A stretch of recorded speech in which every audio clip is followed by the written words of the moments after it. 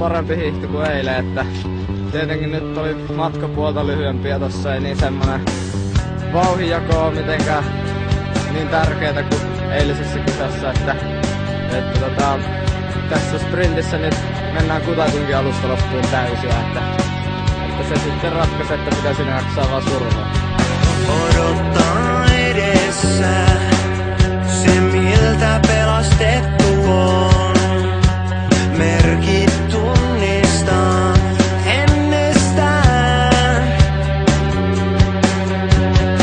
Niihin hakeutuu, jotka tekee sen saman haavan kuin ensimmäinen. Nyt on maailmankappi avattu, miten meni avattu? Vähän kaksijakoisesti, että mäkiosuudella pystyy vähän vetämään parempia hyppyjä mitä tässä treeneissä ja koekierroksella, mutta sitten hiihto oli aika melkeinpä typeryyden huipennus, että ei ollut oikein mitään kontrollia tuossa vauhdinjaossa. Järkevämmin pitäisi koittaa hiihtoa. Miten Suominen sprintti pitää siitä? No, sitä järkevämpää hiihtoa. Vauhdinjako, eli ei lähde sitten noin ahneesti tänne ladulle vaan lähtee tekemään enemmän semmoista omaa hiihtoa ja silleen, että lopussa sitten olisi vielä voimia tehdä niitä ratkaisuja eikä sitten ole tuolla tommonen latutamponi.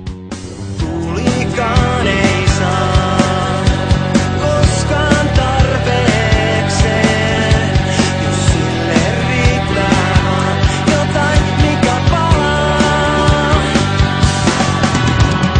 Puhun asti on tehnyt työnsä aurinko, kaunis armoton, hiiltä suudelman perintöön.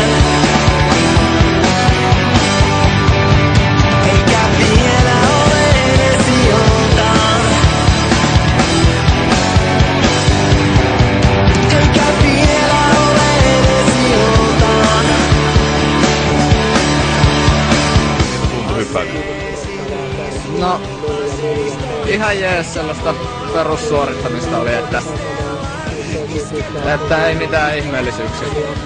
Sä lähdet ihan kärjen perästä kuromaan eroa kiinni. Miltä tuntuu? Joo, no kärjen perästä lähden, että saan sitten nähdä, että pääsenkö mä kuromaan sitä eroa kiinni vai käykö siinä toisinpäin, että tosi mielenkiintoinen paikka lähtee hiihtämään ja varmasti tulee tosi mielenkiintoinen hiihto-osuus sitten. Miten sulla on hiihto kulkenut sitten harjoituksessa tähän mennessä? No ihan ok, että toivottavasti kulkisi edes samalla tavalla.